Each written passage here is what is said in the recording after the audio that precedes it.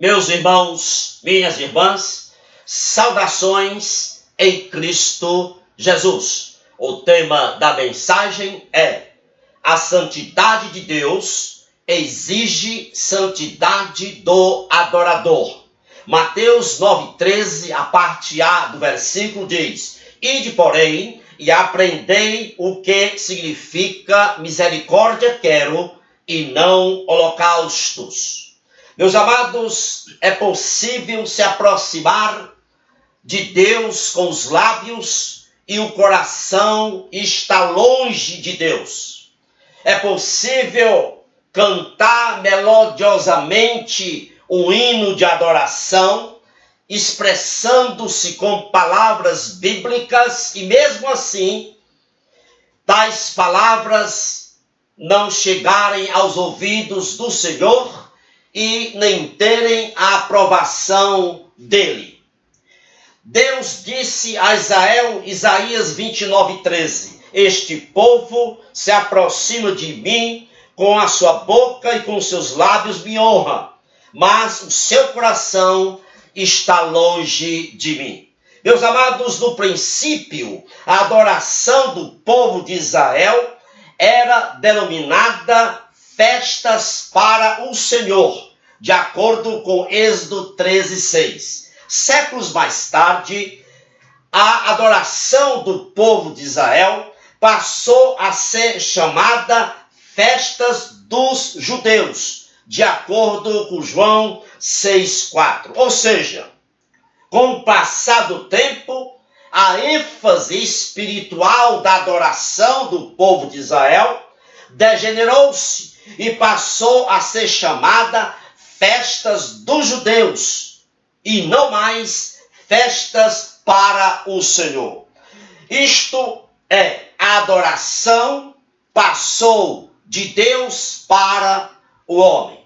Escutem bem, meus amados irmãos e irmãs. O estado espiritual do adorador é fator determinante de adoração ser aceita ou não por Deus. Os fariseus, eles eram extremamente exigentes quanto à observância exterior de suas adorações. Aí, Jesus chega para eles e diz: Vós sois os que vos justificais a vós mesmos diante dos homens, mas Deus conhece o vosso coração, porque o que é entre os homens elevado perante Deus é abominação. Lucas 16,15. Ou seja, Jesus dirigiu-se aos fariseus e deixou claro que uma bela exibição carnal é abominação aos olhos de Deus. E mais, o que se eleva acima de Deus é abominação. Em João 4,24, Jesus pontuou: importa que os seus adoradores o adorem em espírito e em verdade. Meus amados, a adoração somente será aceita por Deus se for impulsionada, guiada pelo Espírito Santo. A qualidade da adoração é determinada pela espiritualidade do adorador, do ofertante. Em 1 Coríntios 11, 23 a 30, registra que a ceia do Senhor, que deveria se caracterizar por uma adoração dirigida pelo Espírito Santo, em harmonia e poder, tinha se degenerado em um motivo de vergonha, de escândalo, porque a carnalidade havia contristado o Espírito Santo e muitos dos crentes de Coríntios sofreram severa disciplina punitiva de Deus. Eis a razão porque há entre vós muitos fracos e doentes, e não poucos que morreram. Eis a punição. 1 Coríntios 11:30. Meus amados e minhas amadas irmãs, se quisermos adorar a Deus em espírito e em verdade, precisamos refutar resolutamente o mundo com as suas seduções.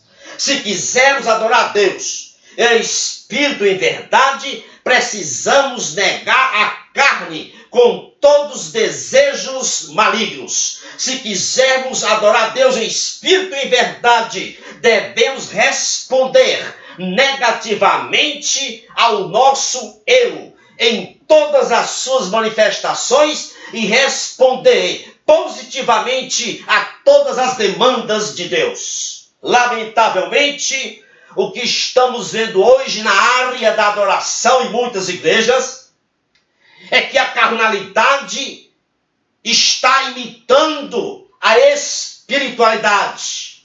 O que estamos vendo hoje na área de adoração em muitas igrejas é que o zelo santo está sendo substituído pelo entusiasmo artificial.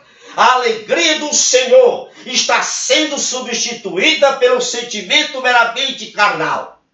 O que estamos presenciando na área da adoração em muitas igrejas é que a realidade interior está sendo substituída por uma exteriorização religiosa. A unidade do Espírito está sendo substituída pela organização e o poder da verdade de Deus na alma está sendo substituído pela fria ortodoxia.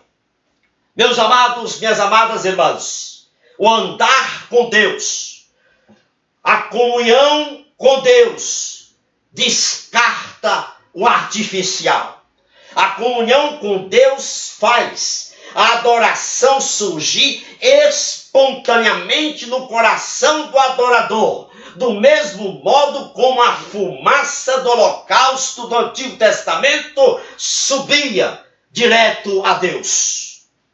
Meus amados, Deus não aceita hipocrisia, não aceita fingimento, falta de sinceridade. Deus não aceita. O profeta Amós foi enviado por Deus para denunciar a hipocrisia, o fingimento de Israel na área da adoração. Amós 5:21, escute o que é que Deus fala aos filhos de Israel. Aborreço as vossas festas e as vossas assembleias solenes não me dão nenhum prazer.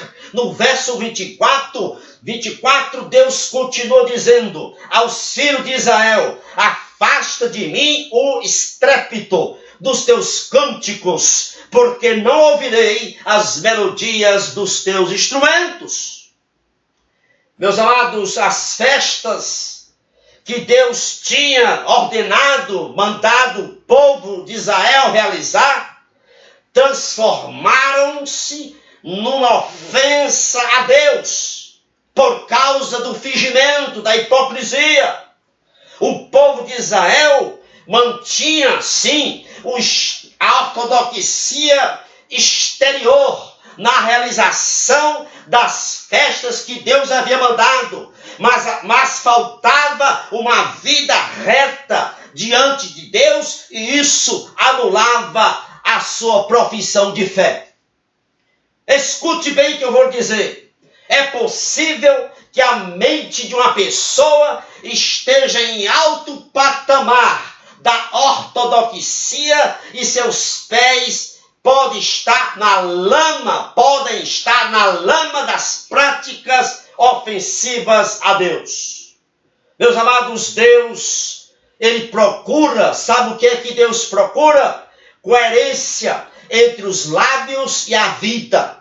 Deus procura coerência entre a crença e a conduta, entre a profissão de fé e a expressão de fé. Por isso que Davi diz no Salmo 51:6, eis que te comprazes na verdade no íntimo. Oséias 6:6 diz, misericórdia quero e não sacrifício. A palavra misericórdia aqui em Oséias 6:6 no hebraico é literalmente retidão de conduta, decoro na vida. Ou seja, primeiro santidade, primeiro vida reta, primeiro vida santa, depois adoração. Os fariseus se caracterizavam pela rigorosa observância exterior da parte cerimonial da lei. Porém, eles, os fariseus, eram completamente inconsistentes em suas vidas. E Jesus corrigiu isso. Jesus disse para eles da seguinte maneira em Mateus 9,13: Ide e aprendei o que significa misericórdia quero e não sacrifício. Em outras palavras, Jesus estava dizendo aos fariseus: se vocês quiserem que Deus aceite a adoração de vocês, aprendam que o ato de sacrifício deve ser acompanhado de uma vida santa, de uma conduta reta e de sinceridade de coração. Lembremos, meus amados irmãos e irmãs, desta verdade. A santidade de Deus exige uma santidade de vida do adorador, do ofertante. O coração puro e a sinceridade de propósitos devem necessariamente acompanhar a adoração a Deus. Louvado seja Deus. Que o Senhor abençoe abundantemente e ricamente a você e toda a sua família. Divulgue, compartilhe esta mensagem com outros irmãos e irmãs que você conhece. Eu vou colocá-la também no meu canal do YouTube. Se você ainda não se inscreveu no canal, o endereço encontra-se logo aí embaixo. Inscreva-se. E louvado seja o nosso grande Deus. Que Deus nos faça cada vez mais ter um coração santo diante dele, para que possamos adorá-lo em espírito e em verdade. Louvado seja Deus. Amém.